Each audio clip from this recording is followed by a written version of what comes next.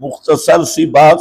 اب چوتھی بات ہے، اور یہ امام فرماتے ہیں بابن کیف فرضت الصلاۃ فی الاسراء، کیسے فرض ہوئی نماز اسراء میں.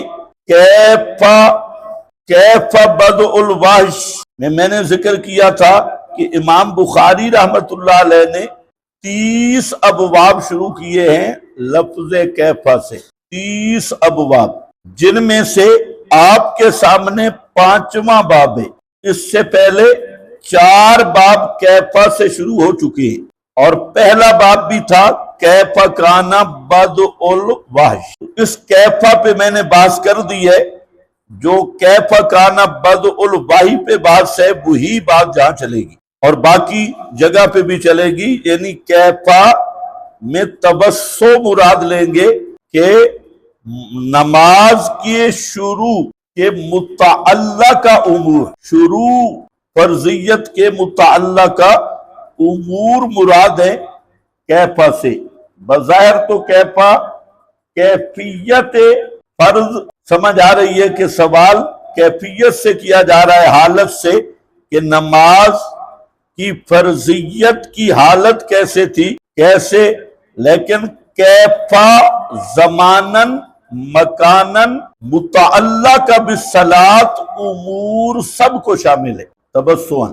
باب کا مقصد امام بخاری رحمت اللہ علیہ کا یہ انداز ہے کہ حتی الامکان کوشش کرتے ہیں کہ جو مسئلہ بیان کرتے ہیں اس کے متعلقہ جو چیز بھی ان کو ملی ہے وہ یہاں مختلف عنوانوں سے ذکر کرتے ہیں، اور ان میں یہ بھی امام کی خصوصیت ہے، آپ کو مستقل بتا رہے ہیں کہ نماز کی فرضیت کی ابتدا کیسی ہو. نماز کی فرضیت کی ابتدا جیسے وحی کی ابتدا کیسی ہوئی، فرضیت صلاۃ کی ابتدا کیسے ہوئی. فی الاسراء، اسراء میں.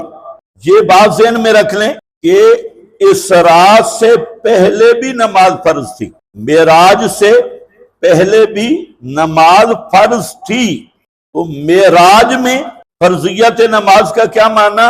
یعنی فرضیت صلاۃ خمسہ بہیئت مخصوصہ، یہ معراج کو فرض ہوا. یہ جو بات جاہل لوگوں نے سمجھا ہے، اس حدیث پہ اعتراض بھی کیا، اور انہوں نے کہا دیکھو جی نماز تو پہلے بھی پڑھی جاتی رہی، قم اللیل الا قلیلا، تو معراج کی رات سے پہلے نمازیں نہیں تھی. یہ تو بہت ساری حدیث میں موجود ہے، نماز تو پہلے بھی تھی. فتہجد بھی نافلۃ لک، ابتدائی صورتوں میں ہے قم اللیل الا قلیلا، تو نمازیں پہلے بھی تھی. بلکہ اگر آپ غور کریں تو نمازیں مشرکین میں بھی تھی. ملت ابراہیمی کے آثار میں سے مشرکین کے اندر بھی نمازیں تھی. حضرت ابوذر کی حدیث آئے گی، وہ اسلام لانے سے 1 سال پہلے نماز پڑھتے تھے. پھر قرآن میں ہے ما کان صلاتہم عند البیت الا مکاء، صلاتہم عند البیت الا مکاء و تصدیہ. مشرکین کی کعبہ کے پاس نمازیں پڑھنا ایسے ہے جیسے کلب میں کنجری کا ڈانس کرنا ہے. مکان سیٹیاں، تالیاں سیٹیاں، مکان تصدیہ تالیاں سیٹیاں، تالیاں سیٹیاں مارنا. تو اس کا ایک معنی فرقان پہ اس کے معنی لکھے ہیں. ایک معنی یہ بھی ہے کہ مشرکین کی کعبہ کے پاس نمازیں پڑھنا وہ ایسے ہے جیسے کنجری کلب میں ڈانس کرتی ہے یا بلاول بھٹو تقریر کرتا ہے، دونوں برابر ہیں، یعنی اس کا کوئی اثر نہیں. فویل للمصلین، مکی صورت ہے، مکہ میں منافق نہیں ہے، تو ویل للمصلین کس کو کہا گیا؟ مشرکین کو. تو نماز مشرکین میں بھی تھی. مسئلہ علاج انہوں نے جہاں پڑھا ہے، وضو بھی تھا ان میں، حتیٰ کہ استنجا بھی تھا، مسواک بھی تھا، یہ ریبڈ والا سارا سامان ان میں تھا. جتنے بھی خصال فطرت ہے سب پہ وہ عامل تھے. اور ابتدا نبوت سے باقاعدہ نمازیں تھی.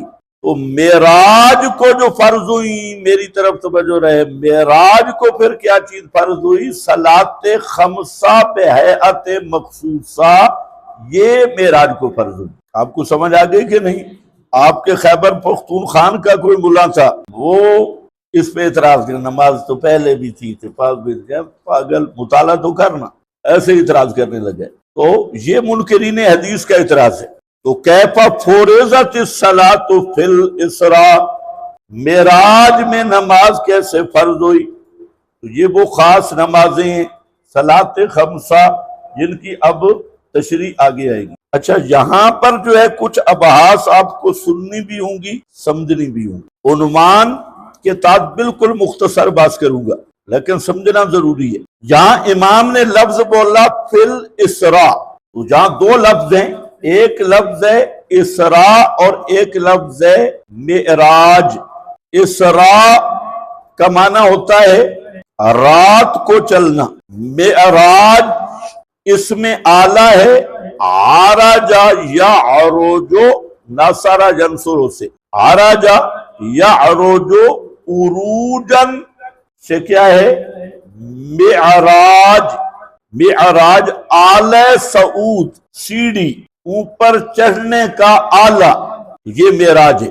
اب یہاں بات یہ ہے کہ اسراء اور معراج یہ ایک ہیں یا دو ہیں، اور پھر یہ ایک وقت میں ہیں یا ان کا وقت جدا جدا ہے۔ تو اس میں صحیح بات یہ ہے کہ اسراء اور معراج ایک ہی رات میں ہوئی اور دونوں ایک ہیں مصداق کے لحاظ سے، صرف فرق اعتباری کرتے ہیں کہ جو آپ کا سفر بیت اللہ سے بیت المقدس تک ہوا، زمینی سفر، اس کو اسراء کہا جاتا ہے، اور جو بیت المقدس سے سدرۃ المنتہا تک ہوا تو اسے معراج کہا جاتا ہے۔